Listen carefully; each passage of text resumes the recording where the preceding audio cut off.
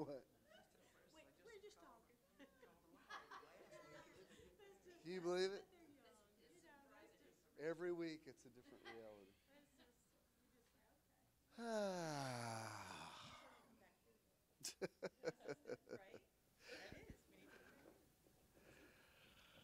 Thank you for coming out on this beautiful misty day.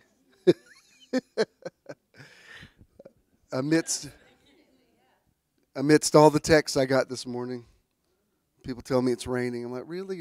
Are y'all made of sugar? I mean, is it?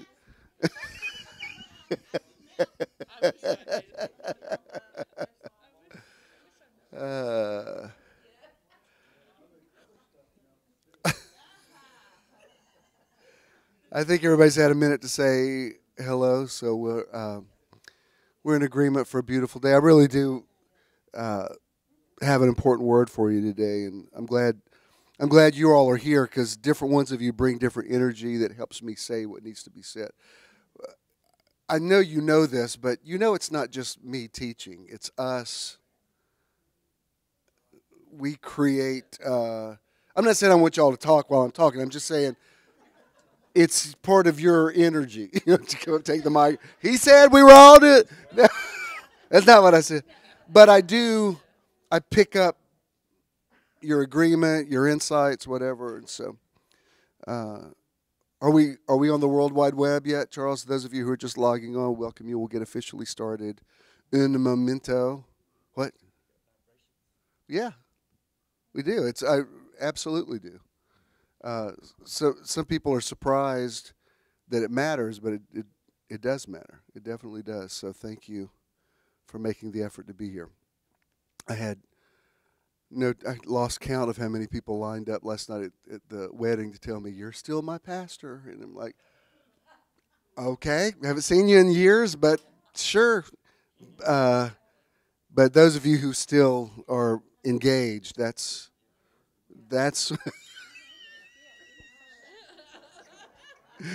Jackie just said, show me the money.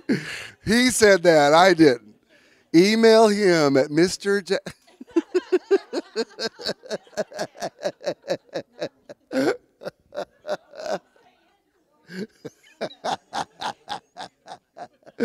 Y'all crack me up. Hey, y'all. It's a good day, and we've thoroughly enjoyed this month having Marshall. Glad to have Corey with us today.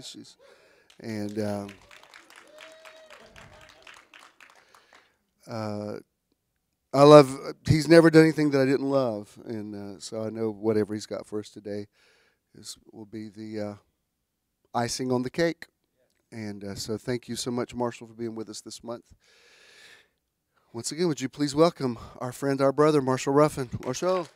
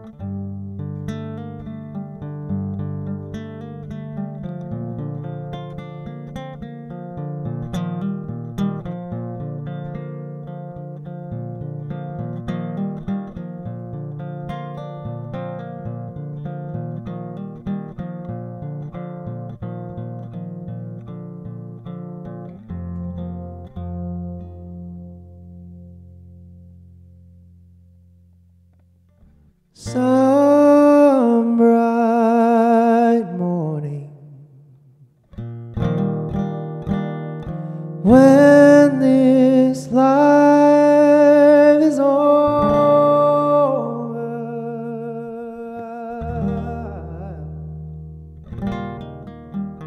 fly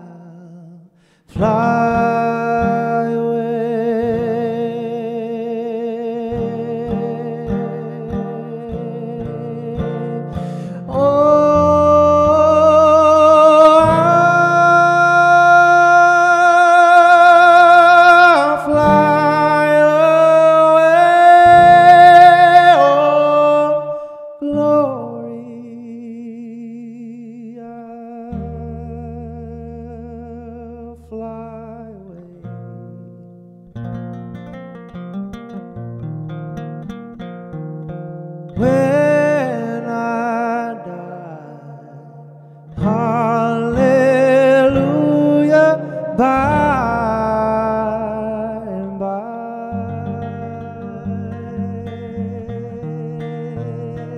Oh, I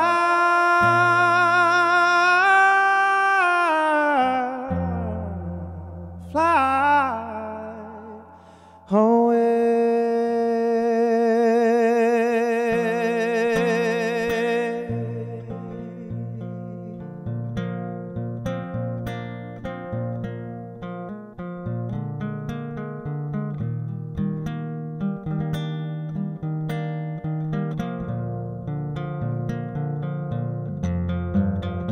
oh, so glad and happy when we meet. Oh, I know I fly away. No more cold iron shackles on my feet. Oh, you know I fly away. Oh, I'll fly away, oh glory. I'll fly away, Lord, in the morning when I die. Hallelujah, by and by. Oh, you know I fly away.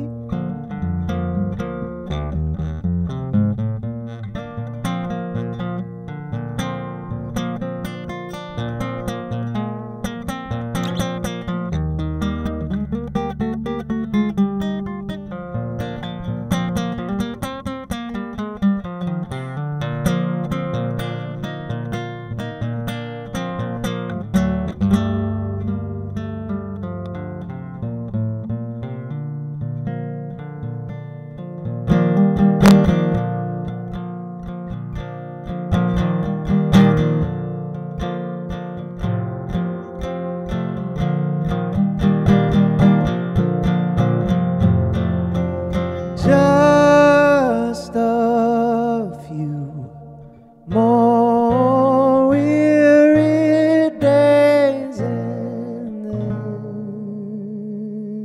then I'll fly away.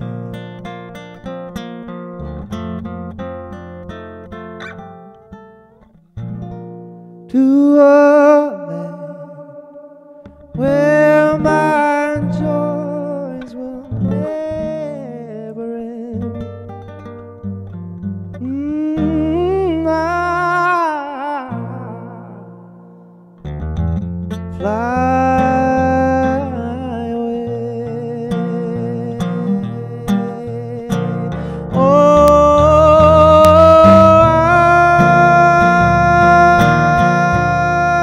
I'll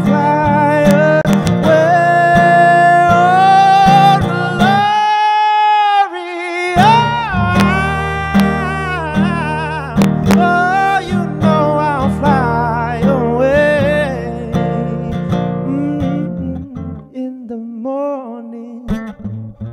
When I die, hallelujah, by and by. Oh,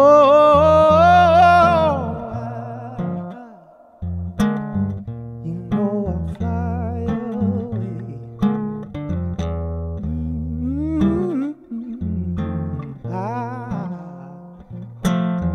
You know I'll fly away. Oh,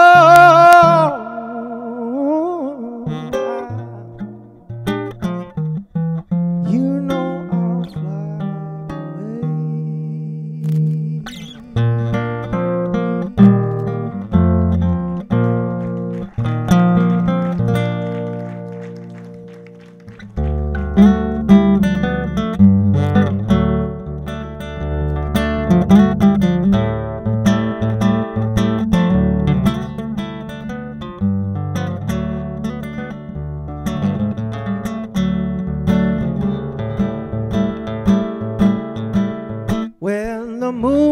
is broken and the sky is cracked.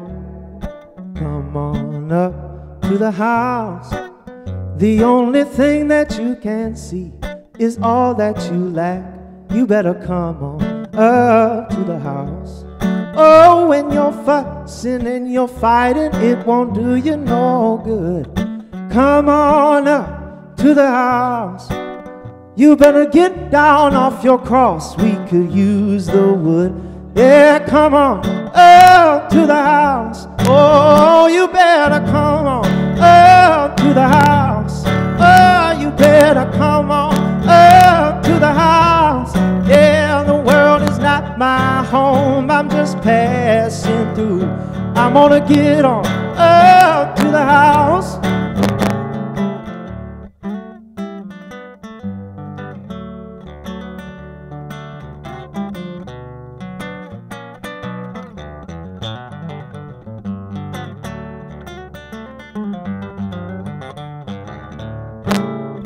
There's no light in the tunnel and there's no irons in the fire. You better come on up to the house. When you've been singing lead soprano in the drunk man's choir, you better come on up to the house.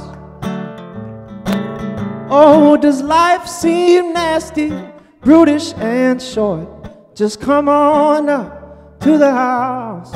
Oh, is your sea all stormy and you can't find no port? Just come on up to the house. Yeah, better come on up to the house. Oh, you better come on up to the house. Yeah, the world is not my home. I'm just passing through. I'm gonna get on up to the house. Yeah.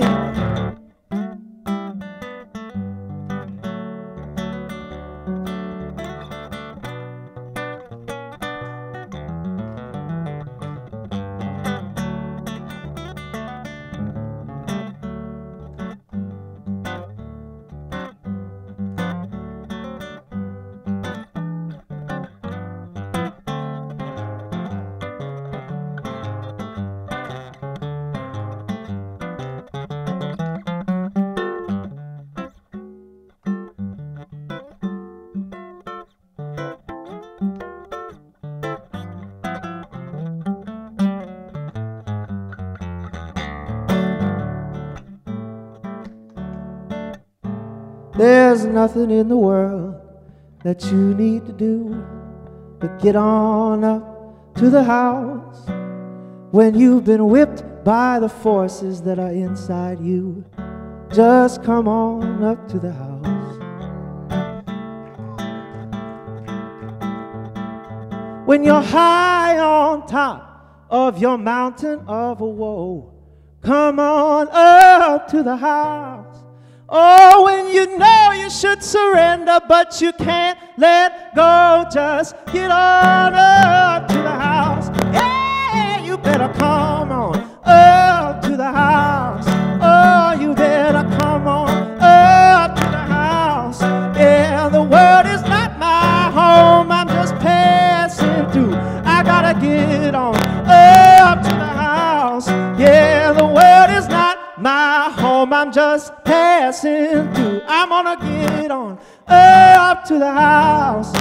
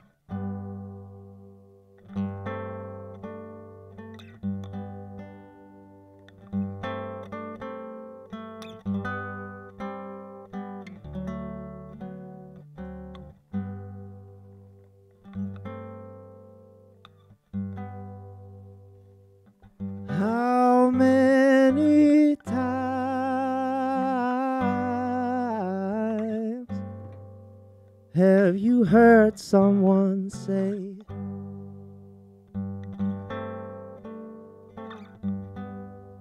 oh, if I had his money,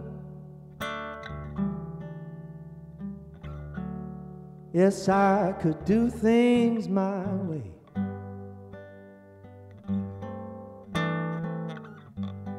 Oh, but little they know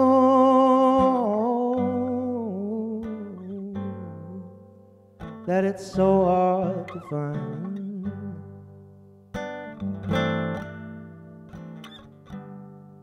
One rich man in 10 with a satisfied mind.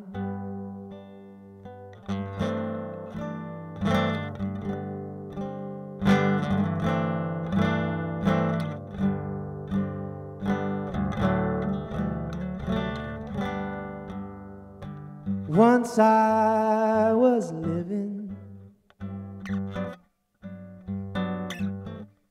in fortune and fame. Yes, and I had all I'd been wishing for to start off life's game. Oh, but one day it happened. One day it happened. You know I lost every dime.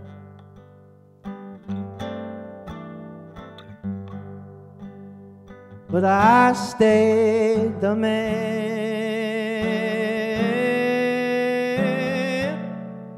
with a satisfied mind.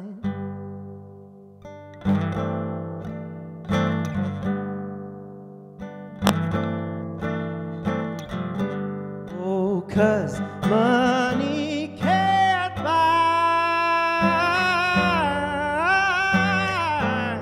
buy you youth when you're old. Oh, a friend when you're lonely,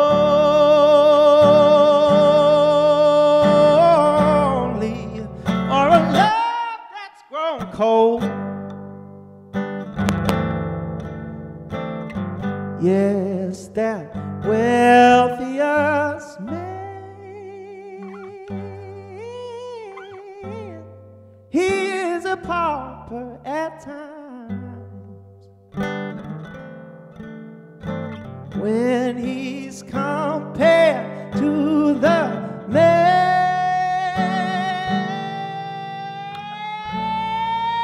with a satisfied mind.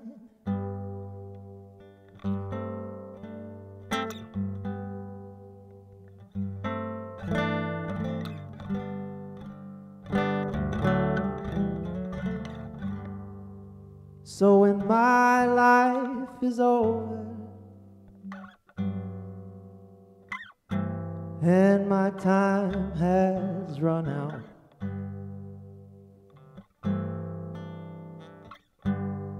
some good friends and lovers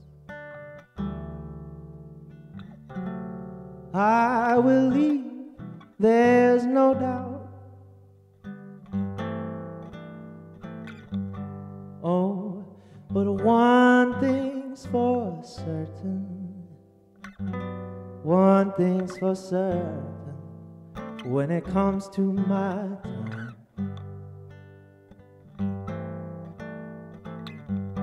you know I'll leave that man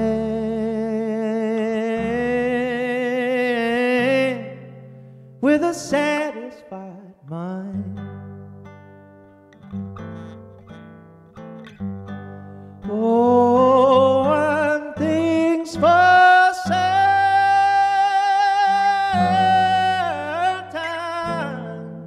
when it comes to my time,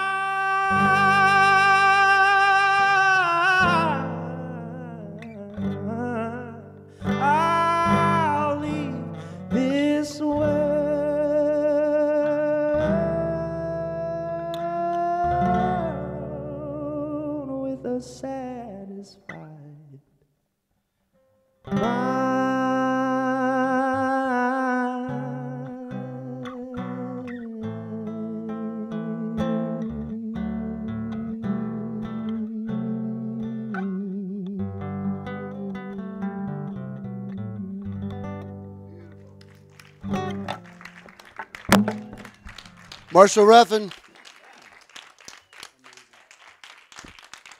So good, so good, so good. I could listen to him all day. Thanks, buddy. You may be seated.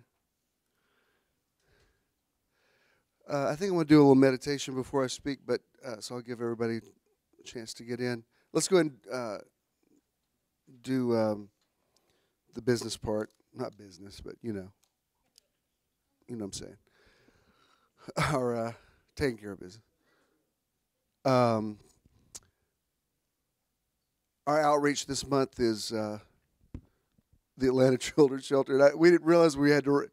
You're supposed to write when you donate to them. You're supposed to write a statement of why you're donating. I said, I don't know, because we believe in Atlanta and in children and in shelters.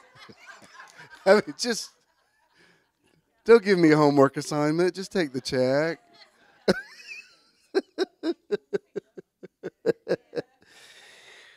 But anyway, it looks they're definitely vetted, and they do a lot of they do a lot of good work.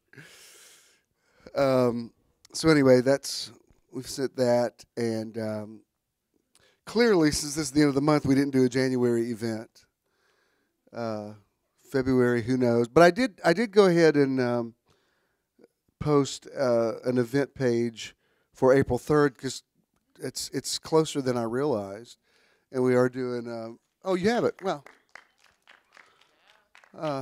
you're one ahead of me, Michelle. I didn't even tell you to get that, and she already got it. That was good. I did that one late last night. So now I'm sneaking stuff in to see, will she notice this? That's going to be on my.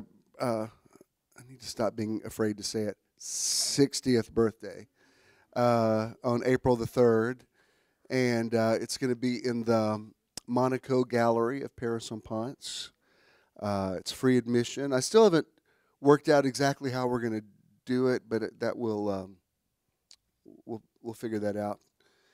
I still have a few weeks to get that done. So, and there will be valet parking. It's the same building where La Maison Rouge is. It's just on the other side. I think most of you walked through it to get to the place. So I'm very excited about that, and. I'm just going to say this since two of my favorite artists are in the room.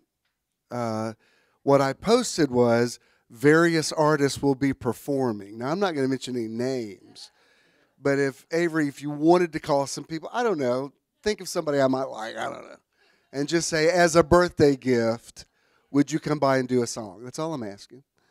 And so I don't know.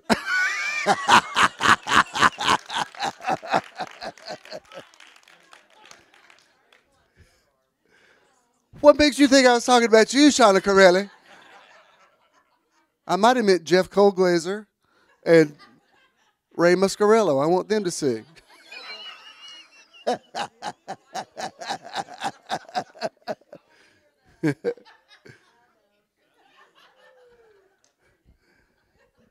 Anyway, we've got we got a few weeks to work the bugs out of that, and but I am excited about that. And the plan is. I opened the studio because I wanted to build a body of work, and I was telling Jackie before church, most of the stuff that I created this year already sold, so I'm bringing it, hence the word retrospective. I'm going back to some of the older stuff and putting it online, explaining what it is, and but as I posted, everything will be reasonably priced, and nobody will be pressured to buy anything, so don't let that keep you from coming, and I don't know for sure what's going to happen. I'm not going to prophesy it. I have put it out there that I'm ready for a building to manifest. And it took me nearly 4 years to say that because I have enjoyed the sabbatical of not being responsible of buildings. I have. But this sort of emerged during a meditation that I did. I already told you all about that. And I started to say in a perfect world, but it already is a perfect world, so I'm not even going to preface it with that. Let's say it this way. if a building were to manifest by this date, I will just move everything under one roof. I'll have a studio there. If not, I'm going to end the studio and just put the stuff in whatever hasn't sold that night. I'll put it in storage. Either way, it's good. I'm happy with either one. I have loved this year that I've had a studio. It's just been great. It's been great for my talent. It's been great for my gifts. It's been great for my head. And but I do feel like new things are happening, and new things are coming in 2018. So we'll see what it is. And again, some of us already had a little powwow before we got started because I got here early today. But I'm not believing for it. I want you to understand that I'm not believing for a building. This is a different thing. I feel like some of the things I learned in the faith movement were for a season, and the idea of now just standing in faith for something doesn't really resonate with me. And the way I was explaining it, you remember those magic eye things where you could see a picture within a picture? And at first you would look at it and all you saw was something psychedelic or whatever, or a picture of something else. And they would tell you the way to see it is to relax your eye. And it's hard to explain how you do that, but there's a way that you look but don't look. And then when you do that, this other picture emerges. And that's the way I feel about kind of the bridge between walking by faith, because walking by faith is a given. Of course, I walk by faith every day of my life. But instead of just standing in faith for things and power of intention, law of attraction, those things are not mutually exclusive to me. One leads to the next. And that's why with the intention they say a lot about the power of detachment. I think those of us who were in the school of faith for years know that sometimes you can nearly suck the life out of something by believing for it too hard. Do you know what I mean? It's like you're holding on to it, and after a while it's not even enjoyable. It's just the thing that you're standing in faith for.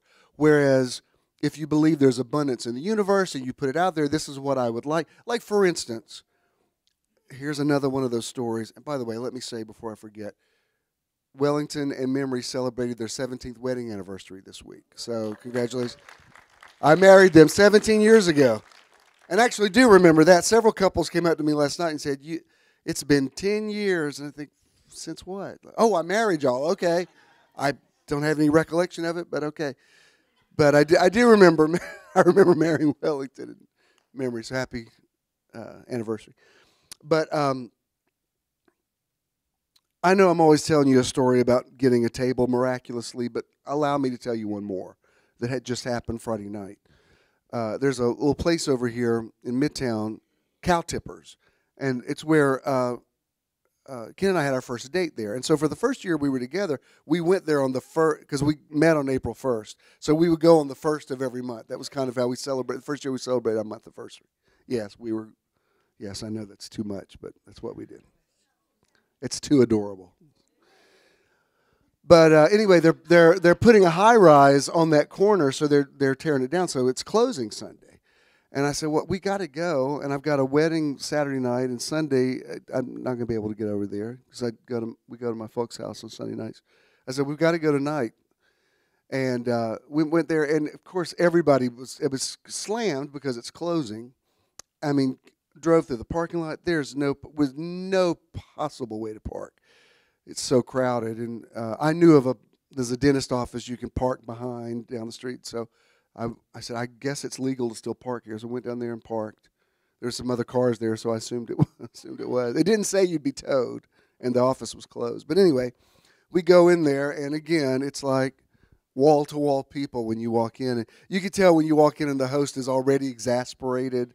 They're already like, oh, dear God, not one more person. And when you say, can I get a party of two? Well, it's going to be at least an hour or an hour and 15 minutes. Okay. I hate when you're going in to spend money in a place and they act like you're inconveniencing them. Like, what I need you to say is, look, there's a long wait, but hang on. Go get a drink. We'll get you, don't make me feel like I got to apologize for coming to patronize your place. Anyway, I said, well, what about tomorrow at lunch? Are you all open? No, we've got reservations all day. There's not one opening. I'm like, okay, buddy, easy. And I said, we'll go look in the bar, see if there's we'll sit there and have a drink and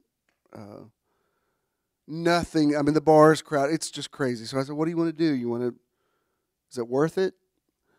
Yeah, it's worth it. All right, let's just stay and it'll be fine. I'm telling you, I posted, we stood there 5 minutes, I guess. I posted, we're eating here tonight because this is where we had our first date, and they say it's an hour wait, but you got to do what you got to do. And we're not in any deadline, so I thought, well, we'll wait. It's fine. I promise you, as soon as I hit send, which was, we'd been there 5 minutes, 7 minutes at the most. Swilley, table for two. I mean, I honestly thought he was joking.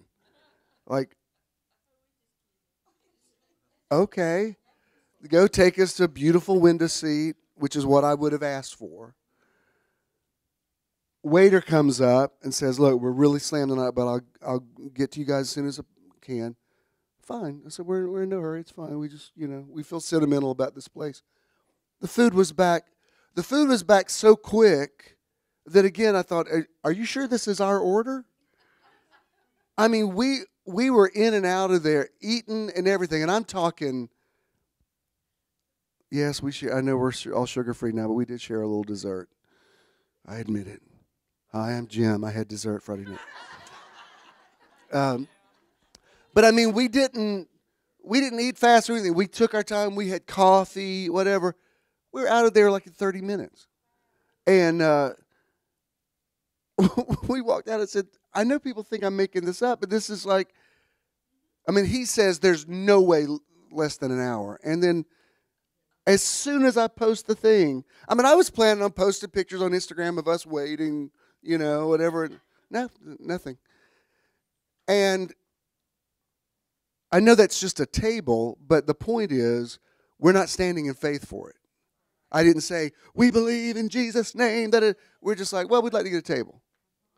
And it's something as simple as I've noticed when I drive somewhere, if I just say out loud, I need a good parking space, there will be one there. I'm not praying for it. I don't know who I'm saying it to exactly. I just know that when I say it, just about every time there's a good parking space. And if I don't say it, there's not. Now, it may be a fluke. I'm just saying this is what I'm... And if I had to connect the dots with the scriptures at all, and I even taught this years ago out of James 5 where he says, make your requests known unto God. And I said the thing with a request is a little different than a petition. If I said to you, if I said, hey, I'm doing a birthday thing on April 3rd, I'd love for you to come to it. If you're free that night, you're very likely to come. If I'm like, I want you to come to my birthday, and if I'm calling you every day and I'm texting you 100 times, and what about now? What about now? You come to my birthday? I need to know. You'd be like, geez, lighten up. You're stressing me out over your freaking birthday. And so it's nearly impolite to be too. It's like if you're too aggressive in your request, the implication is nearly that you believe the one that you're petitioning isn't benevolent. If you enter every thought with God's on my side, or the universe is on my side, or the world's not against me, if you're not praying with a chip on your shoulder, if you already believe, that was good. If you're already believing that there's abundance in the universe, it's very easy. It's like going to a big giant buffet and somebody saying, well, take what you want. You don't have to eat all of it, but you're not going to leave hungry. That's a great feeling. Like even when somebody posts a picture of a Thanksgiving meal and there's like abundance on the table, it's a very comforting idea that there's enough. Do you know what I mean? Like, oh, well, there's enough to eat. Everybody had enough to eat. So anyway, that was that. And it'll be February next week. Judah's going to be with us. He'll be doing music for us next month. And he always brings something very unique. So that's going to be, I think that was all the business. If you're getting your tax stuff together, the information's on the website about how to get your statement. And thank you for giving. Thank you for your faithfulness. I don't take it for granted at all. Let's close the door. Let's bring the lights down. Charles, just find me some music.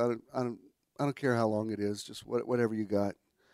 But I really love this word, and I want to sort of cleanse the palate by a meditation. If you want to start the podcast here, that's fine. Okay, so that's fine. It's back there. Don't worry about it. Oh, you got it? It's getting my candle. Those of you that are logging on to the podcast, we're starting with a meditation today. So relax with us for just a moment, and then we'll get into the Word. Those of you that are here in person, if you would, just put both feet on the floor, empty your lap, sit up straight. Doc, tell me again, why do we breathe in our nose and out of our mouth? Is it nitric acid? Is it acid or oxide? I knew acid didn't sound right. Nitric oxide. We breathe that in. Come here a minute. I need an expert, because I'm telling you, you're breathing acid. That's not right.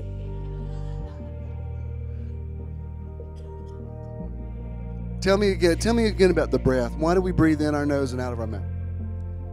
Breathe in slowly in your nose. It captures the nitric oxide, and that relaxes the muscles. When you breathe in through your nose, you breathe in nitric oxide that relaxes your muscles. Thank you. Thank you, doctor. You don't have to close your eyes, but it probably works better if you do. Posture is very important. Sit up straight. Close your eyes if you want to, but face forward. We're going to breathe in through our nose. Hold it. Exhale through the mouth. Inhale. Exhale. Inhale. Exhale. Inhale, nitric oxide. Exhale. Feel your muscles relaxing. Just continue consistency in your breathing. Meditation is as much about breathing as it is about anything, so remain consistent.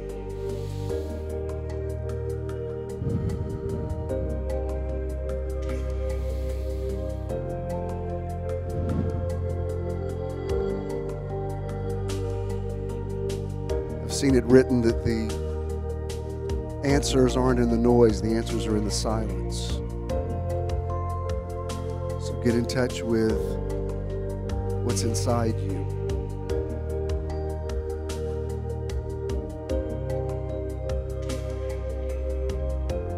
Your inner guru.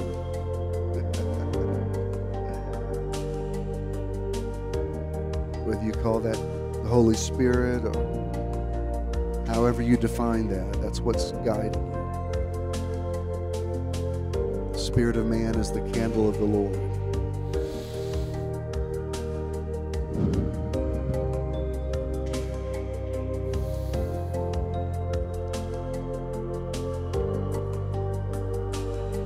Stress is leaving you. You're feeling centered.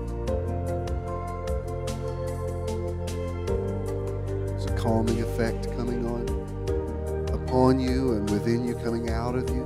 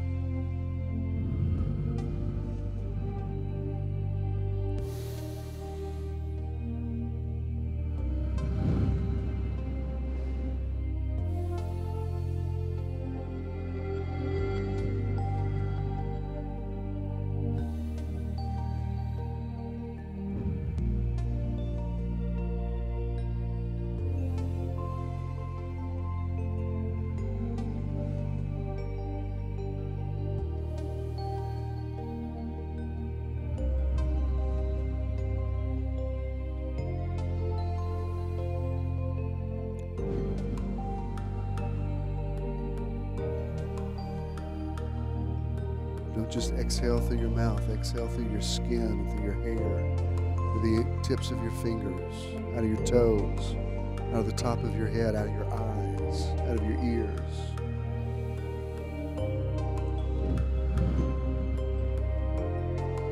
Get your spirit, soul, and body completely oxygenated.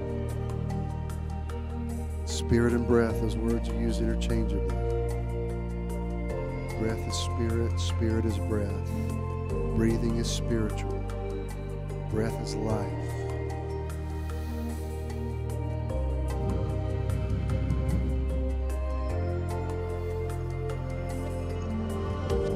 Breath is creativity. God breathed into Adam. Jesus breathed on the disciples.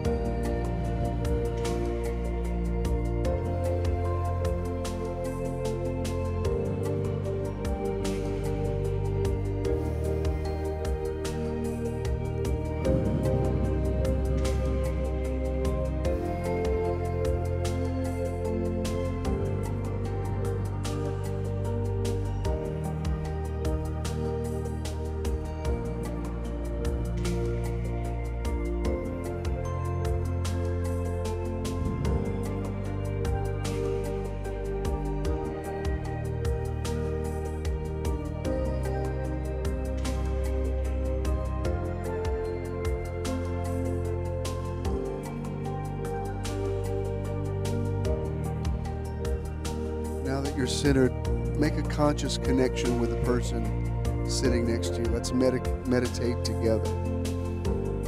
Let's meditate as one, not just as individuals. E pluribus unum, out of many, one.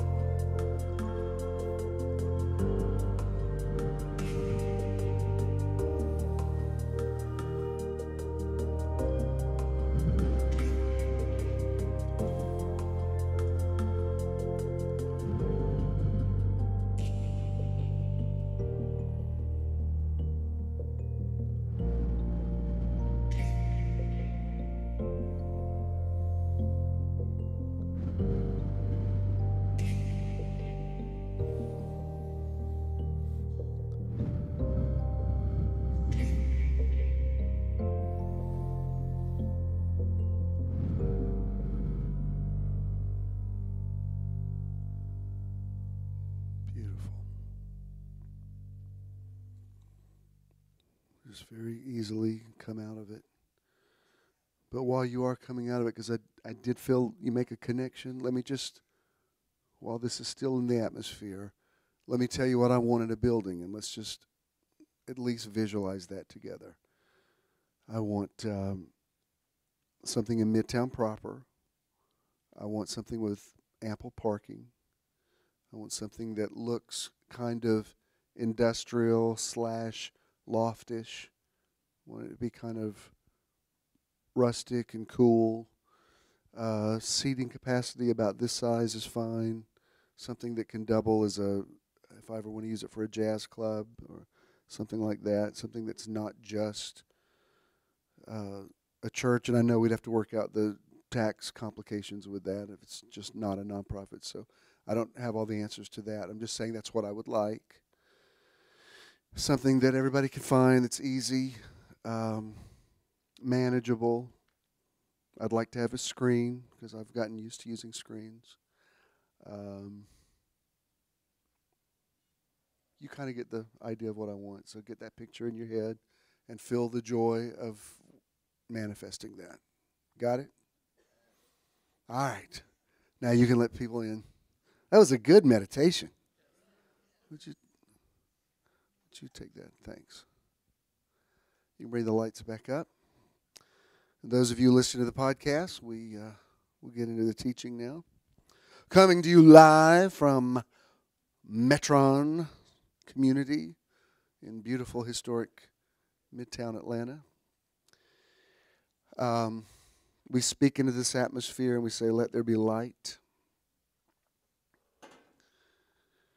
What I'm talking about this month, of course, is reimagining your life and making next level thinking a reality. I think what we talked about last week was very important. It's still vibrating within me.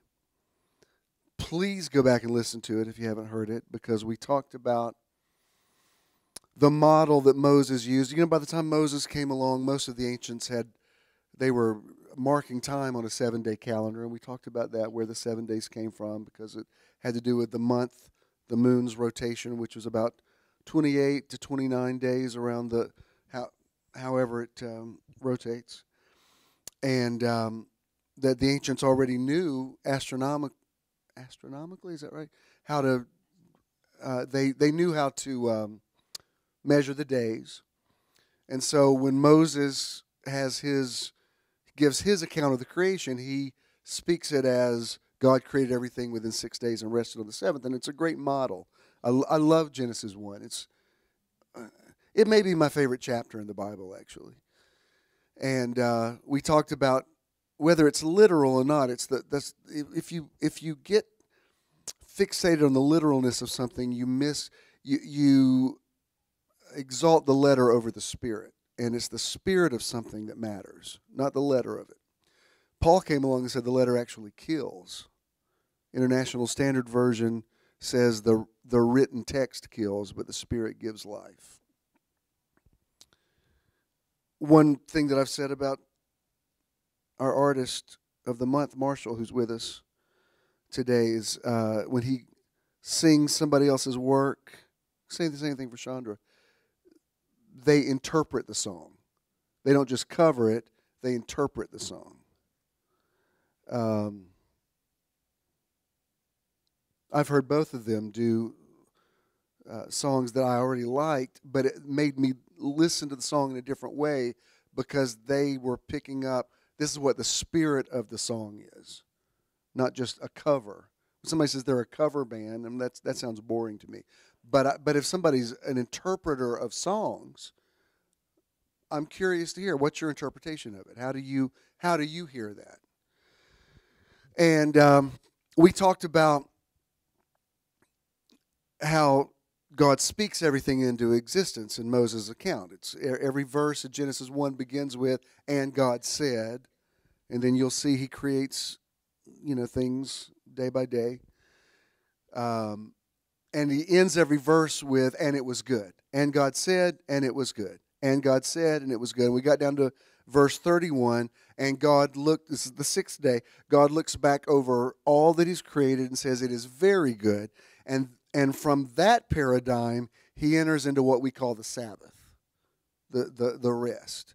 The rest was not a rest from exhaustion. It was a rest from completion. And the other thing we talked about, and this is for mature audiences only, immature people cannot handle what I'm teaching you or what I'm educating you. Educate means to draw out. The point of last week's teaching is until you own that you have created your own life and embrace all of it. Now, there's some things that were beyond your control, but I mean, for the most part. And I would even go on to say that you've even created the things that have happened to you that were beyond your control. You created the outcome by the way you responded to those things. Oprah has been in the news a lot lately since her rousing speech at the Golden Globes. And there's a lot of talk of her running in 2020. Oprah's a prime example of someone who was dealt a really bad hand and played it in an amazing way. I mean, she became proactive and was not victimized by circumstances that were beyond her control. And she's in a whole category by herself now, not just because of her money. I mean, people, like, they nearly speak her name in hushed tones. And it's not just because there's a lot of successful people. It's because of, wow, where she came from and what she was able to turn around and refuse to be victimized by it. She's proactive about it. It actually made her stronger. And it's powerful. And she's, one of many. To a degree, we've all done that. I mean, we've all could have been victimized by certain things in our life that we've chosen. I have to believe if you sit under my teaching, you obviously want to take responsibility, and you want to, it may take you a minute to process. Patrick told me last night, he said, I think, they were at the wedding, he said, I think it's one of the most powerful things you've ever taught, but I'm telling you, I'm still working with it. I'm still wrestling with it, and I can understand that. I am too. But I'm pretty much on the other side of the wrestling match now. Now I'm able to look back and say, yeah, I own my life. I'm not victimized by any of it. And I can look back over what I've created and say it is very good. And for that, I'm able to enter into rest. I live in Shabbat. I live in Sabbath. But the main point of last week's teaching is you can't enter the seventh day until you've had the sixth day. And most people are stuck in the sixth day. I said this last night because I did a wedding and a lot of people that used to be under my ministry were there, and that's always a little bit of a head trip for me. It just is. And I was telling, like, Ray and Joanne and Patrick, Natalie, and Rhonda and Ernie and Avery were there. I said, I got to tell you, when I walk out to a place like this, it helps me to see you guys because I feel, I still feel a connection with you. But honestly, even as I was saying those words, I'm not taking them back. I'm just saying, I don't even know if I really even need that at this point. Do you understand? I'm not saying I didn't need y'all. I love y'all. But I love you because I love you, not because I'm codependent.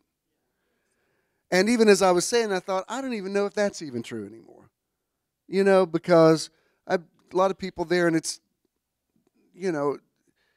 I think this is maybe why you even got kind of emotional, because I said it. I was just speaking hyperbole, but I was talking to Scott and Lindsay, and I said, yeah, it's hard for me to do a wedding among people that hate me. And even as I said it, I thought, that's a lie. I don't really think they hate me. That's just bull. And sometimes you don't realize, oh, well, there's a little sixth day still in me, that maybe there's some things I haven't processed through. And so I'm mature enough to say, I want to live in the seventh day so much, I'm willing to admit that to you, to say, no, that's old news. I don't operate from a wound mentality. I don't. I appreciate that you felt that, because he looked at me, he said, they don't hate you. I said, I know, I'm just joking. It's an old reflex, but it's one that I don't need anymore. Do you ever just say something you think, these jeans don't fit me anymore, this shirt's out of style, I'm not ever going to wear this again? Last night was great. I was great. I was honored that Jason and Jennifer asked me to do their wedding, and it was like, why am I trying to put some negative spin on this? This is ridiculous. So, James says, confess your faults to one another that you may be healed. So I now heal myself of this, because that's not even true anymore. I love my life. I got no regrets. And what I was telling you about next level thinking, it's kind of what we were talking about before we started today, about why you tell people I'm praying for you when you're not really praying for them, but that's what they understand. Remember, I was telling you that, like, with Jesus in the boat, there's 3 levels. There's the first level is stop the storm, and most people live in that. That's all they want. It's just make the storm stop. Second level is Jesus asleep in the boat. The storm is immaterial. I said we're going to cross to the other side. So, that's what most of us have aspired to.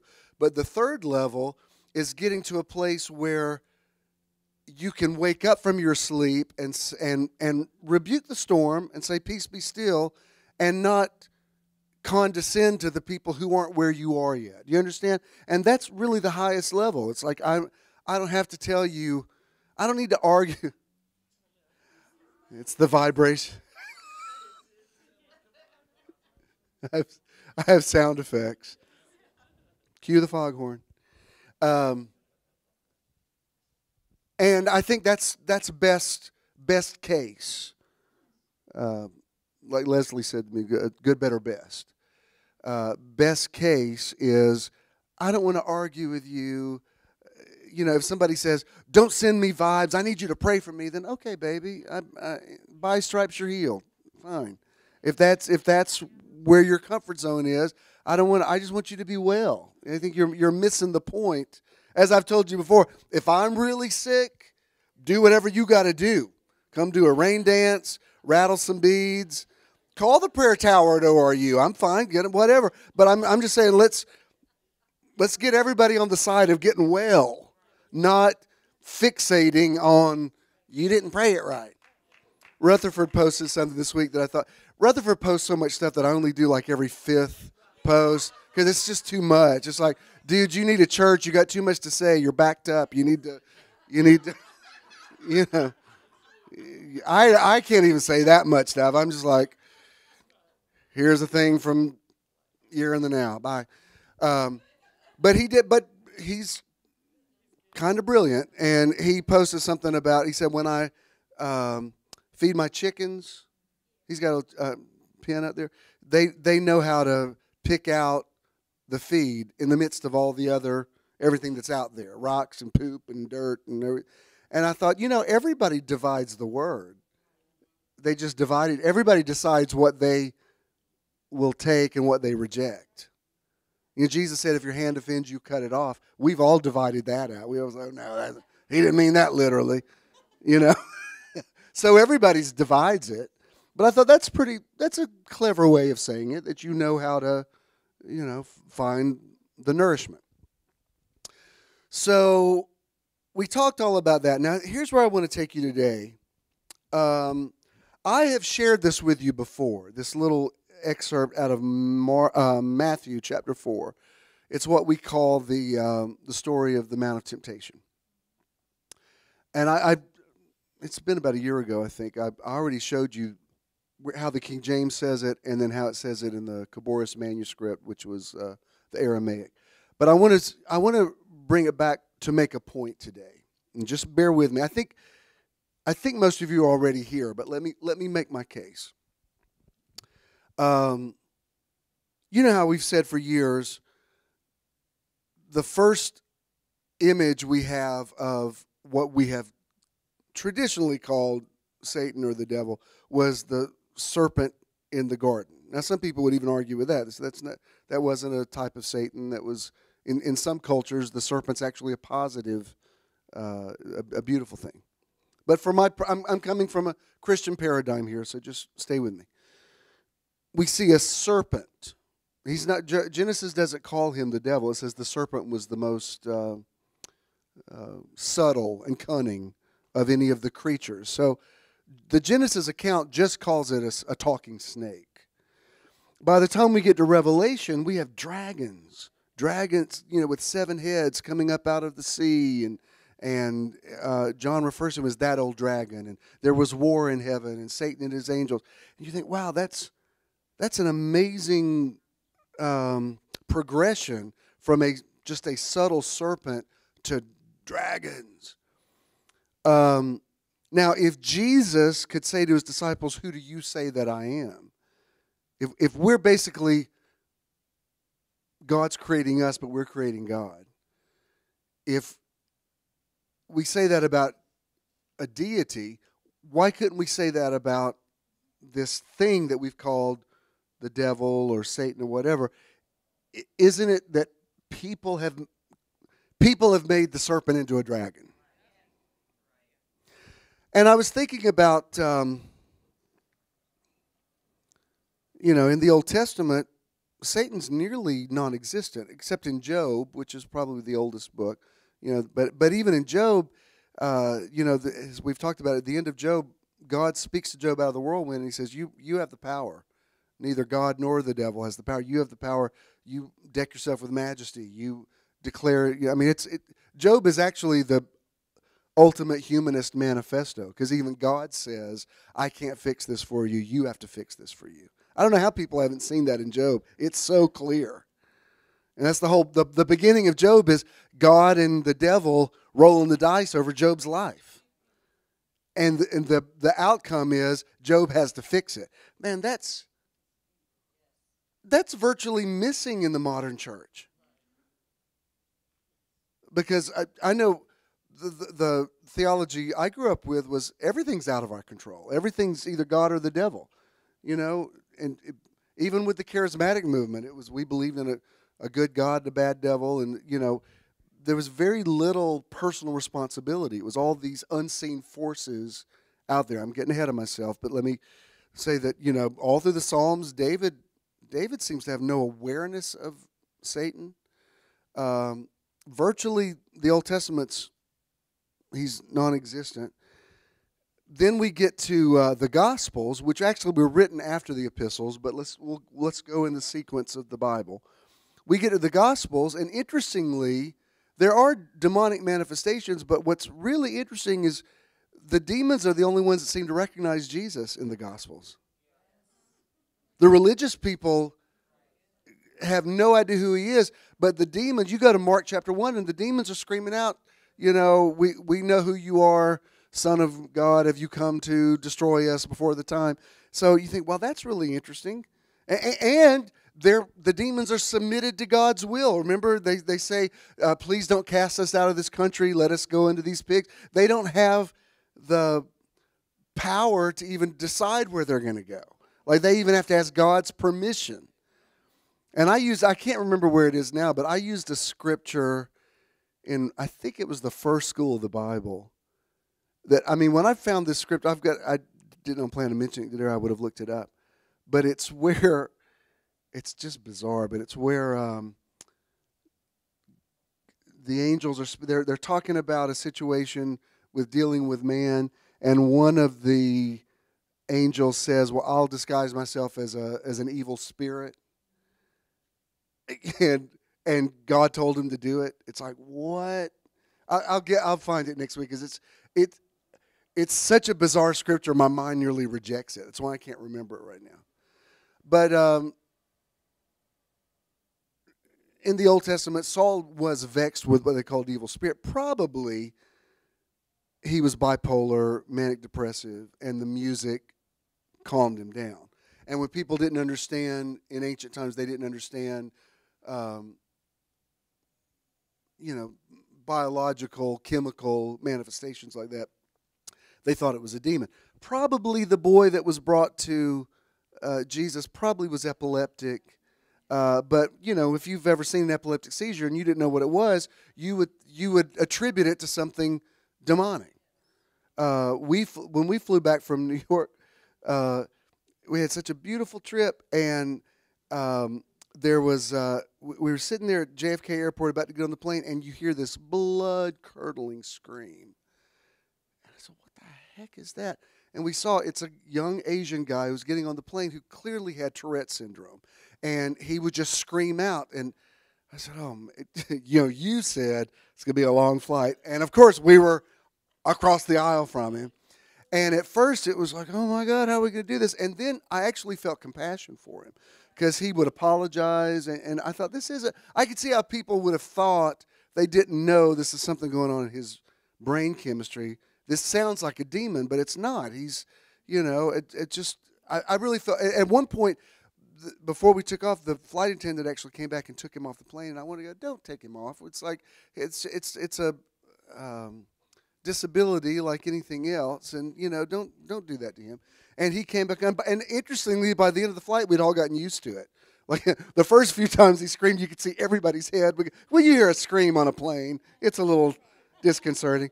By the end of the flight, we were like, yeah, whatever. And he'd pretty much stopped it by then. It was kind of an object lesson for me. I'm like, wow, that's. And I thought, how does this guy get through life, with not being able to control that? But Jesus' basic attitude toward the devil was nearly nonchalance. Like, Satan has come to me, but he has nothing in me. Or in John 12, now the God of this world is cast down. In other words, he's a non-issue. Yeah, I talked to him, but... and then people say, what about the Mount of Temptation? We're going to get to that in just a moment. But then you get to the epistles, and again, the Bible is inspired, but it's written by people. If you don't... When I'm gone, please remember that I said that. It is human and it is divine. It is divine and it is human. So when Paul would say things like, talked about the whole armor of God, or we wrestle not against flesh and blood, but against the principalities, that was his idea, that there were these forces out there. Now, again, there is another Old Testament precedent for that. Remember, Daniel said he prayed, and there was something called the Prince of Persia that did battle with him for 3 weeks, and then finally he got through it, and then he fasted through it, and that's where the whole idea, where Jesus said these do not come out but by prayer and fasting, which actually in the Greek it doesn't say fasting. That was added by the Anglos. But anyway, my point is lots of people had different ideas about things that were out of their control, and they attributed certain things to them. Now, when Paul wrote to the Corinthians and he said, the weapons of our warfare are not carnal, but mighty through God to the pulling down of strongholds, if you read the whole thing, he's not talking about demons. He's talking about mindsets that have been among people. I mean, what we're dealing with in this country right now is strongholds, certain mindsets that people have, and mindsets fight with each other. And there was my friend Howie went to the Saturday Night Live last night, and there was a sketch they did. Will Ferrell hosted it, and I was watching it. This is a very insightful sketch, because with all of the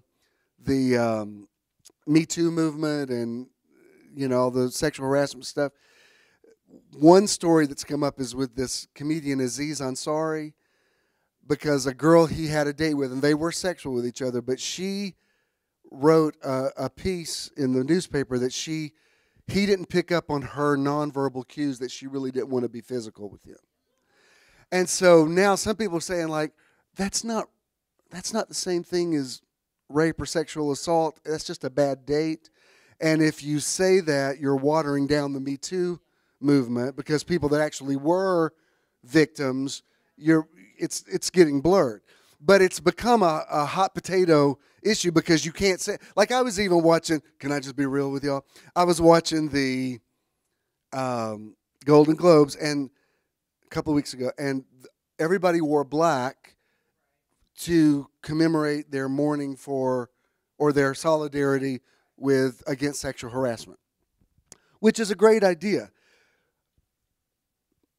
See, I'm even thinking, how do I say this? Because in this sketch last night, it showed people sitting at a table and the story of Aziz, and nobody could say anything, because every time they started saying, they were like, don't. And then finally, Keenan ended it by saying, well, it's really about race, and that just ended it all. Because there's so many things, like, you can't, there's like so many hot button things you can't say now. You can't say all lives matter, or you can't say she's asking for it. I mean, so anyway, I'm watching. See, did you feel like it weird just when I said that? It's just everybody feels very passionately about certain things. But I'm watching. I think it's great that everybody wore black. I'm not saying any woman ever asks for it. I'm just saying these women that are virtually naked. I mean, I've never seen them wear such revealing stuff. I mean, I'm a gay man, and I can't help looking at their girly parts. I can't imagine what it does to straight men.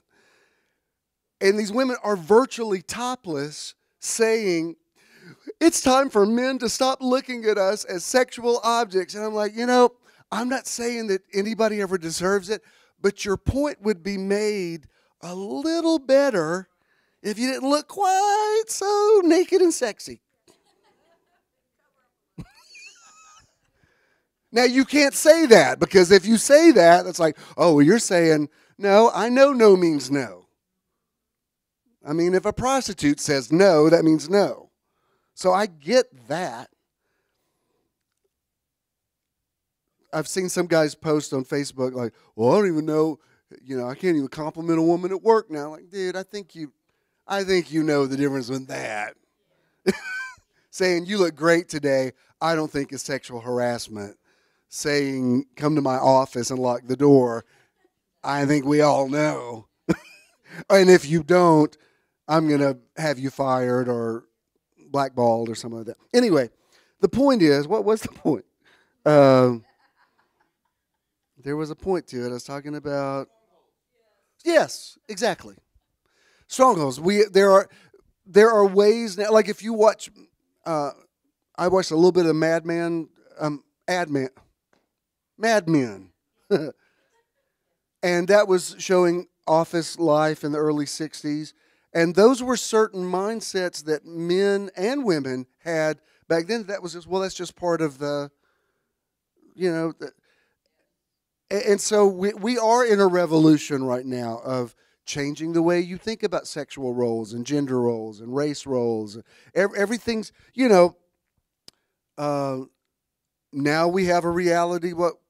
We've had a black president, so now this changes. It doesn't end racism. It changes the dialogue. Like the strongholds are constantly being challenged, and so when Paul talked about strongholds, he wasn't talking about demons. He was saying every high thing that exalts itself against the knowledge of God. Or Peter came along and he said, Satan walks about as a roaring lion, seeking whom he may devour. James comes along and says, resist the devil and he'll flee from you. And I want to come back and share that. Actually, that's the one that really caught my attention because, and I'm going to refer to it in a quote here in a minute, the conventional wisdom among certain thinking people is what you resist persists. So here's my question: has the idea of resisting the devil created the devil? Do you understand? I'm not taking anything away from Peter or James or Paul or anything. They were trying to define spiritual things. But Jesus, even when he would cast out devils, he was very calm about it. It was like, shut up and come out of him. Now, this is foreign to a lot of you, but I've been in deliverance meetings back in the day where it was screaming and people throwing up and, what's your name? Come out of him in Jesus' name. And I look back now and I think, man, I think a lot of that was human. I remember there was I can't remember his name now, but there's a guy, Bob Larson. I wasn't going to say his name, but now that we've said Bob Larson on the World Wide Web, he's kind of famous for going around doing exorcisms, and I've been pretty critical of him. So one day, I think it was PBS did a documentary on him, and I thought, I'm going to try to watch this with an open mind because I'm trying to figure out where I stand on this, because I've seen some things that I would have put under the label of demonic, but I also am feeling like a lot of the personification of a devil. I mean, if you believe God created everything, you'd have to believe that he created this other thing that we've called the devil. I mean, it's problematic. Like, how do we fit all that? I mean, how does it all work? So I'm watching this thing, and he's in a hotel ballroom, and normal-looking people are sitting there, and in about 20 minutes, people are writhing on the floor and screaming, and it's like watching The Exorcist on steroids. Like, he's over people and saying, come out of him in Jesus' name. And they're like, no, I will not come out. I've been here. I mean, it was so compelling that I'm looking at it going, yikes. I got to admit, that looks pretty real and scary. Except that, They showed the end of it, and all these people are out in the lobby smoking cigarettes, going, "Yo, every time Bob Larson comes down, we never miss it. I just feel so much better when I go." And I think, well, I don't know that was demons. I think that that's your catharsis for you to scream about stuff and get some attention and just give some voice to your inner conflict. I don't think that. So, when somebody says, let's play to our better angels, or he's dealing with his own demons, you're talking about attributes. You're not talking about actual spirits. When somebody says, this guy's got a lot of demons to deal with, it doesn't mean he's demon possessed and his head's going to spin. It means he's got some issues, which I think is a more applicable, appropriate definition of what demons are. Do you understand? I mean, now that I've taken the edge off the word, for me to even say to you what I said to y'all last night isn't my whole truth, I just purged some of my own demons just then. Now, let me again make my point, because this is very interesting. Let me show you. This is, it's a fascinating thing. This is after Jesus is baptized in the Jordan in chapter 3. Then it says, the King James says, then was Jesus led up of the Spirit into the wilderness to be tempted of the devil. That's an amazing concept. The Holy Spirit leads him to go fight with the devil. Now, I used to teach this, and it was what it was at the time. It was progressive at the time. I used to teach this to say, think of the Holy Spirit like a trainer who's making you go deal with your I used to always say, if there's a bully harassing you on the playground, God will not take you out of school. He will give you karate lessons and teach you how to fight the bully. And that was always my way back then of saying, deal with your own stuff. You can't run from it. And I preached something one time that I still think this is awesome, even if it was original. I said, when Jesus said, Satan, get behind me, I said, he should have said, Satan, get behind me and push. Because basically, this warfare is bringing out something better in me. So I was always proactive about devil stuff. But this is amazing to me. Then was Jesus led up of the Spirit in the wilderness to be tempted of the devil. So the people who interpreted this into English, they're seeing it from a paradigm that the devil, which just means adversary, or Satan, is this other entity, exterior, separate from Jesus. Like over here's God, over here's the devil. I mean, we grew up watching cartoon. When in the cartoon, the guy would be tempted to do something, the angel would appear on his shoulder, and the devil would appear on his shoulder. And it was, basically, it's your two natures, which that theme is in all the religions. But look what it says what it actually said in the Aramaic. It says, this is in the Khaboris manuscript, Matthew 4:1. Then was Jesus, sometimes it keeps the Aramaic words. Jesus was drawn from rukha da kucha, which is like his normal life, into an unprotected state for what would be his stress from uprightness.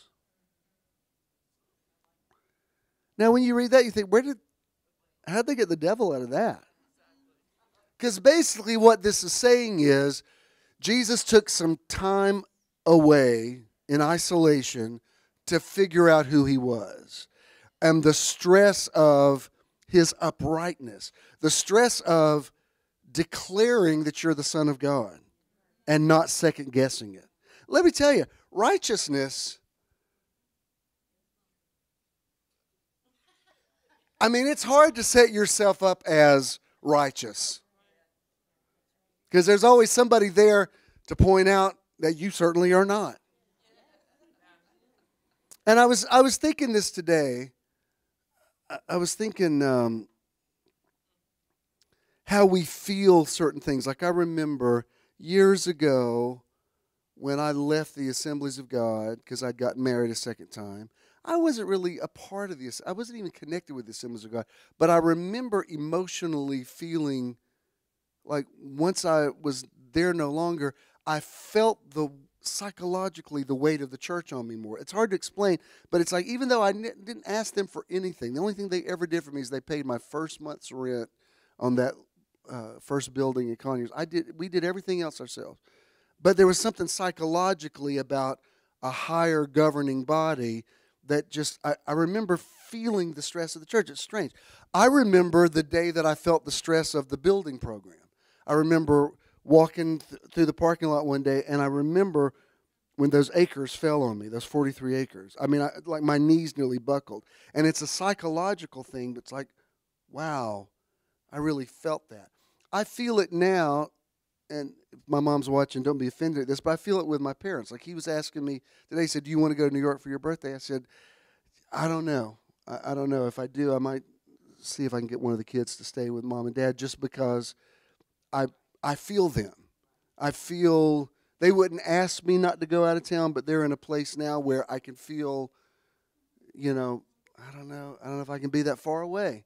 I don't have a sibling to say, can you go look after them? And that just comes with the territory. I mean, I'm not complaining about it. I'm saying it. I feel it. There are certain things that you feel that it's hard to define what they are. And what Jesus was dealing with is, am I really who I say that I am? Sometimes that's hard for us to get our heads around. Like, well, didn't he always know that? No, he didn't always know it. He had to walk into that. As a matter of fact, Mary kind of kick-started him into it, remember? She comes to him and he's 30 years old, hasn't done anything. And she says, they need wine at this wedding. He's like, so? And she's like, whatever he tells you to do, do it. I mean, she just kind of kicking the pants. Well, she didn't wear pants. Kicking the robe.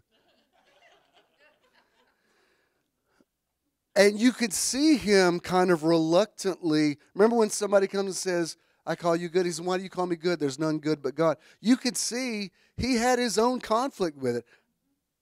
All the way to the Garden of Gethsemane. If there's any way, let this cup pass from me. I mean, he was, if I may say, a reluctant Savior.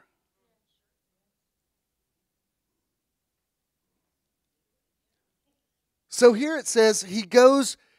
It's significant that he is baptized and then goes and removes himself because he's basically saying, well, who am I now? Because I've made this public statement. John the Baptist says, behold the Lamb of God who takes away the sin of the world. Whew, that's a lot. I mean, that's a lot. I remember over the years, different people.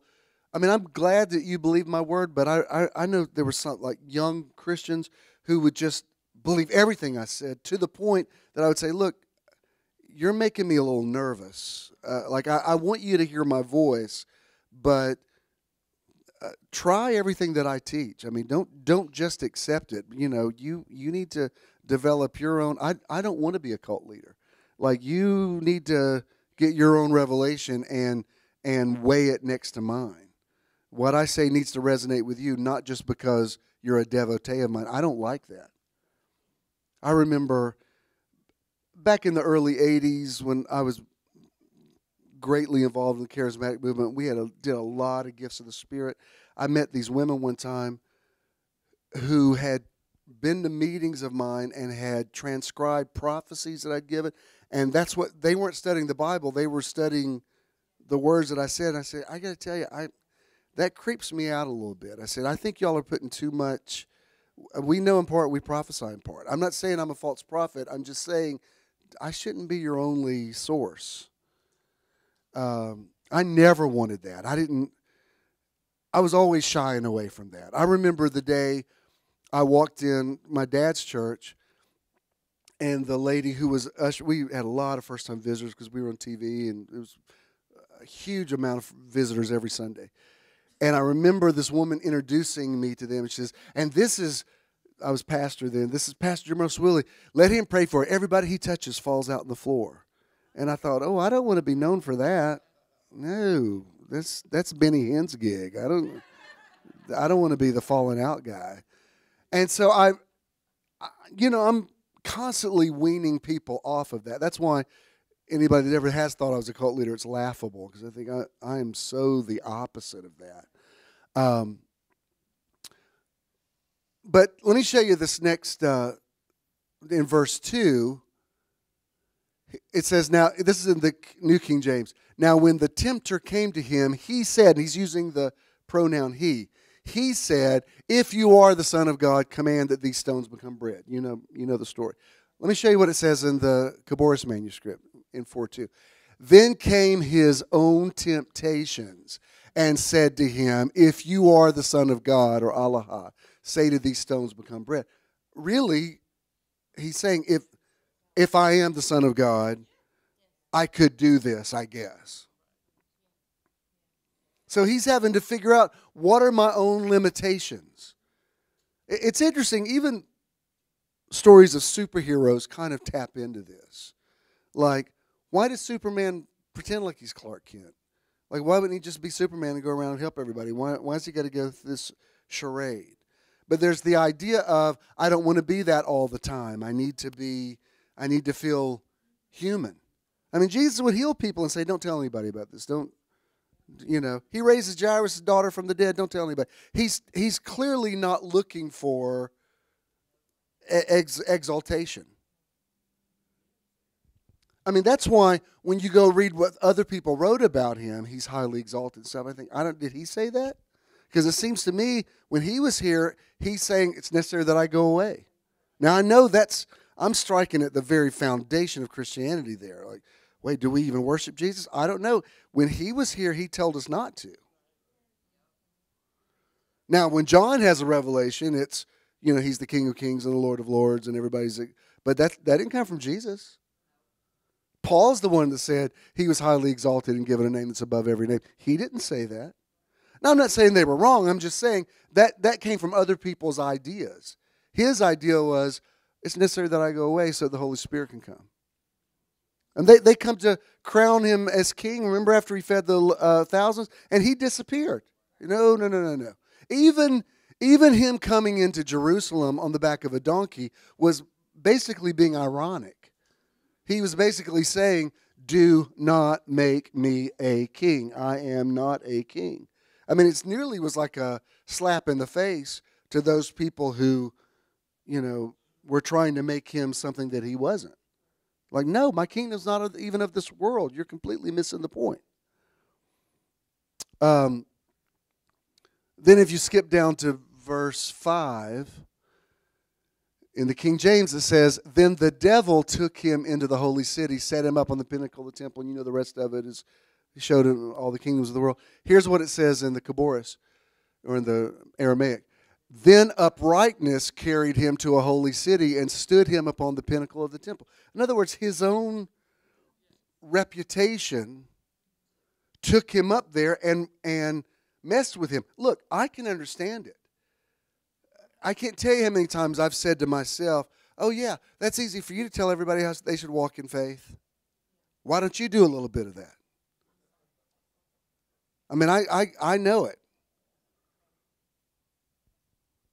I know what it's like for somebody to throw up to me, well, didn't you preach? I'm like, ooh, I need you not to say that to me because I'm working through my own stuff right now.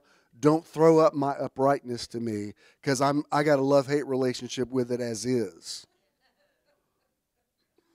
I'm serious. When Jeremiah said his word was like fire shut up in my bones, he wasn't saying it in a positive way. He was saying, I have no choice in this. I have to do it or it's going to consume me. I don't like it. If you read the whole chapter, he's rebuking. He said, why did you call me to this? I hate this. I cursed the day that I was born. I didn't want to be a prophet to Israel, but it was like fire shut up in my bones. I got no choice. It's not good.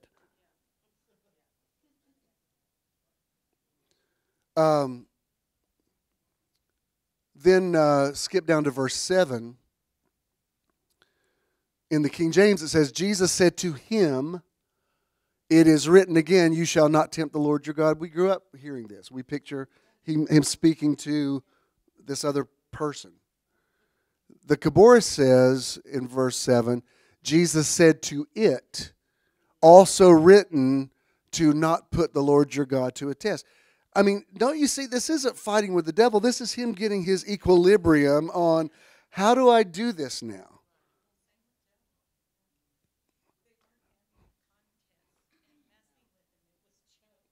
Right. What Jackie was saying is the same thing with Job. Yes.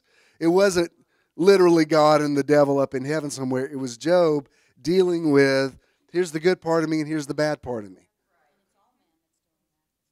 Exactly. That's why I like a good story, a good movie that's about a flawed hero.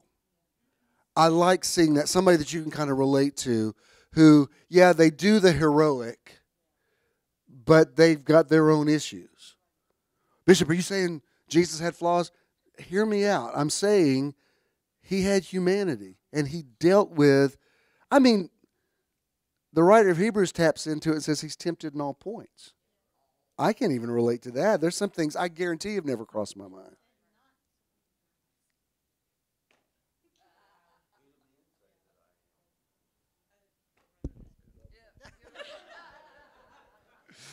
All right.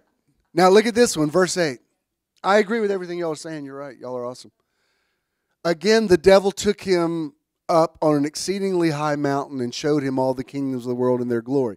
Here's what it says in the Aramaic. Again, uprightness carried him to a very high mountain and pointed out for him all the kingdoms of the world and their glories. Again, it's his own sense of rightness. It's his righteousness. It's his inner struggle. Isn't this much more relatable than thinking a thing with horns is talking to him standing on a mountain somewhere? Because this is where, can't you see yourself in that? Didn't James say the word is supposed to be a mirror that you see yourself in? I mean, Paul to the Corinthians, when the King James says, now we see through a glass darkly, the Greek literally says, now we see in a mirror dimly. In other words, I see my own struggle. Hey, isn't there a time, I mean, come on. Was there ever a time when you were a single mother and you were walking the floor with a screaming baby and you were thinking, this baby's got to go to sleep. If there's any way, let this cup pass from me? Just yesterday on the news, a woman drowned, a 19-year-old girl drowned her baby because the baby wouldn't shut up. I'm not justifying that. I'm saying there ain't one of us who's been sleep deprived up with a crying baby that didn't have some crazy thought somewhere. Fortunately, you got through it. I did mine with humor. I used to walk with mine and go, your dad driving daddy crazy. You've got to go to sleep because daddy hasn't slept in 2 nights and I'm over the edge. But it was either that or shake 'em or something, which I knew I can't do that. Am I being too real? And I love being a parent. I'm saying there are times when you say, if there's any way, let this cup pass from me. Everybody's done it. And the thing that's so bogus about the church is it's full of people pretending like that never happened.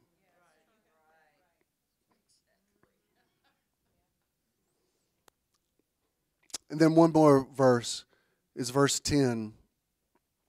Then Jesus said to him, away with you. The actual King James says, Satan, get behind me. Away with you, Satan, capital S. For it is written, you shall worship the Lord your God, and him only you shall serve. Now you see, many times in the scripture, there's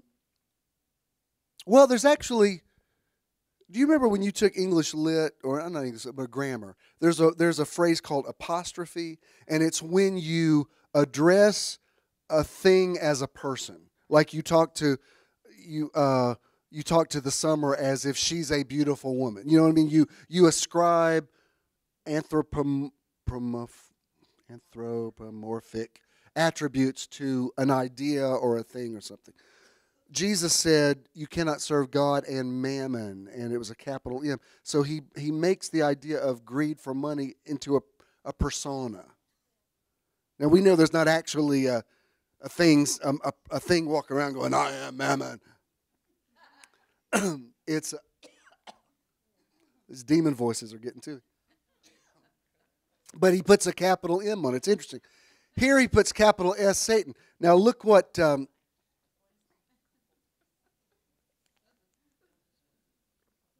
verse 1. No, I mean should be verse 10. Sorry, my bad. Then Jesus said to it, get out, Satan, little s, or Satana, For it is written, you shall worship the Lord your God, and him alone shall you serve. You know what he's saying here? He's saying to himself, all right, this isn't about you. You're here to reveal the idea of God to these people, so don't let it go to your head. Now I can tell you this. We joke about this, but this is the absolute truth. Back in the day, I thought about it when Marshall was singing. The speaker made a noise a couple of times. It just happens. There was a time, anytime we had technical difficulties, we interpreted it as the devil's trying to destroy this meeting. All the time. We used to do it. And the more we did it, the more it happened. And it wasn't just our church. I'd go to other churches, and they'd have trouble with the mics, and people go, Satan, you're not going to keep us from having church tonight. And what I've noticed in my life now that I've opted out of that system, it just never happens anymore. If we have problems with a microphone, Avery says, Charles says we need a new mic. Okay, how much is it? Okay, fine. I mean, that's the end of the war. There's no warfare.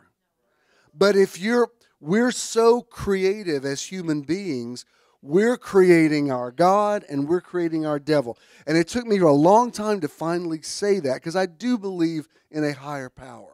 I do believe in that. I believe in divinity. I believe something spoke us into existence. I believe in intelligent design.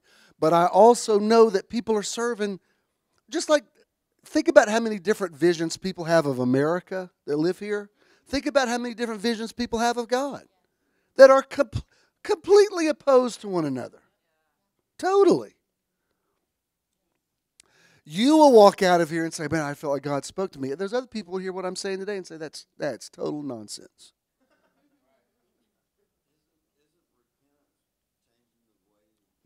Repentance, the Greek word metaneo, change the way that you think. Even when Paul would say things like give no place to the devil, basically what he's saying is change the way that you think so that you don't create your own devils. That's really what he was saying. Now, I will tell you this. It's possible for me to pray for someone. Somebody tells me they have cancer. I can say, Satan, I rebuke you in Jesus' name, and I'm speaking to that disease in their body. I'm not speaking to a thing with horns and a pitchfork. There is something adversarial in their body that is working against their system. I have no problem addressing that as Satan. It's something I don't say that much, but I could say it if I needed to. And I could say it with conviction, because I think, no, that's a devil. It's not like a lot of times when Ken's on call, I have Xfinity, and they got a zillion movies on there. A lot of them are free. So sometimes it's late at night. I'm looking through the movie. What are the free movies? And sometimes I'll watch something scary, just because I just like it. But like demon stuff, that never scares me. I'm like, ugh.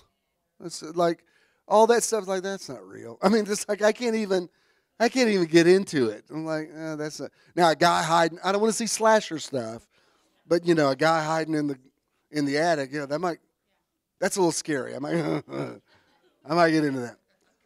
I'm just telling you, that might get my heart rate up a little bit. That's my weight loss program. I burn more calories and get my heart rate up. Watch something a little scary. A lot of the movies, there's so many movies that follow the same. It's a family that moves into a house that had issues before, and the kids, that one's just been redone and redone. I watched 2 of them this week. But anyway,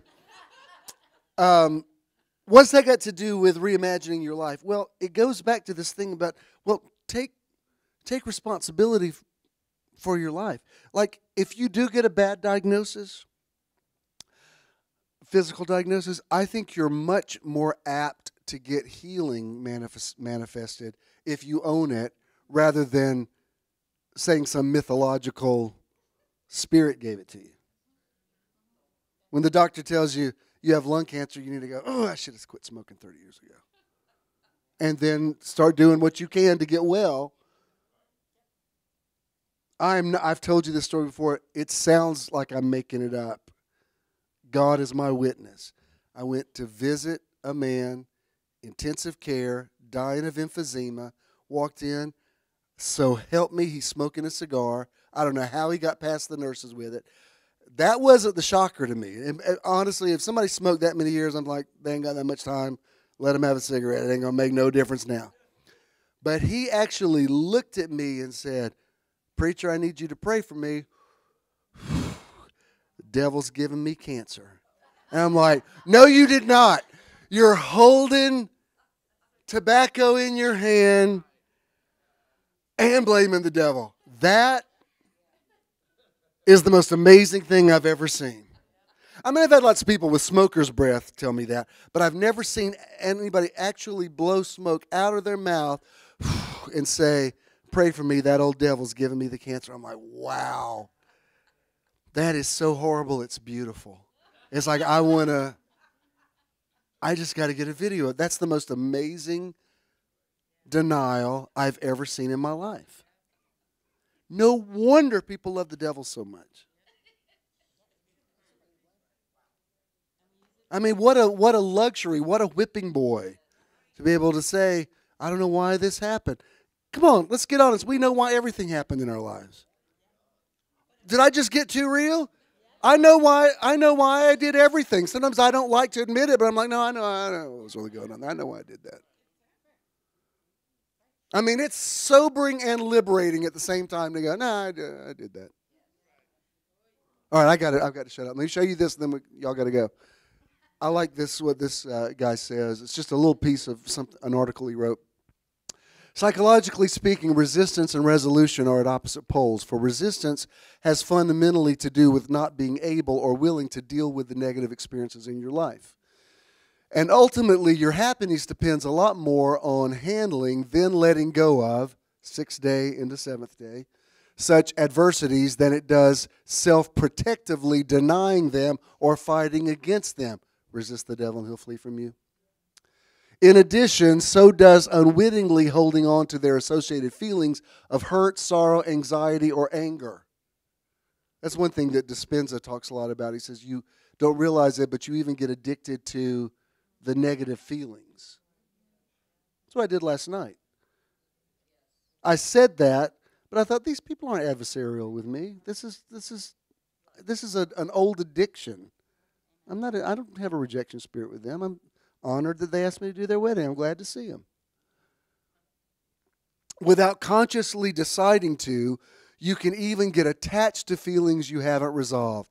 Buddy, 6th day addiction is bigger than opioid crisis ever hoped to be. But if you become aware of the exorbitantly high cost of not acknowledging and working through these feelings, you'll realize that heedlessly clinging to them hasn't at all contributed to your welfare. Buddy, isn't that the truth? How many times are the Israelites going to go around Mount Sinai? Quite the opposite. Long ago, the depth psychologist Carl Jung contended that what you resist not only persists, but will grow in size. And today, this viewpoint is generally abbreviated to what you resist persists, with many kindred paradoxical variants, such as you always get what you resist. The thing I feared came on me is what Job said. The complementary opposite of these similar expressions is another equally counterintuitive one, which hints at the most viable solution to such a quandary. It goes, to get what you want what you get. What links these two on the surface, almost mystifying expressions is the underlying notion that it's wise to accept what is if only you put yourself in the best possible position to change it, or to achieve the freedom to move past it and on to something else. And I should stress that I'm in no way intimating that you should adopt a defeatist attitude in the face of what you deem inequitable or unjust. This is really wise, because he's saying don't be passive. Accepting what is not necessarily passivity. Accepting what is says, something as simple as, you know what I've started doing? If I have a little thing, Ken had a little chess thing last week. It's that season. If I get something, you know what I say now? If somebody says, how you doing? I say, I'll feel better tomorrow. That's my way of saying, acknowledging, I'm going through a little something, but it's temporary and I'll be better tomorrow. I find that my body responds a lot quicker when I just accept what is, and like, I need to rest today, but I'll feel better tomorrow. Just that your resistance doesn't end up taking the form of resisting yourself. In any case, this post will elaborate. He's talking about an article he's going to write. Will elaborate on what's become a prominent topic in popular psychology, frequently identified with the title, The Law of Attraction. And while I regard this supposed universal law as somewhat overstated and in its suggestions of passivity and intentionality, at times even dangerous. In other words, if you just say, well, whatever happens, happens, well, you got to draw a line there. You can't just say, oh, the car's out of gas. It is what it is. No, you got to go fill the tank back up. You can't just be accepting of an empty tank or you're going to be walking. It nonetheless represents an essential truth that demands to be taken seriously. And that's my issue with laws of attraction. I don't want to say to some city that's just had a hurricane and people have been killed, oh, y'all brought that on yourself. That's too hard.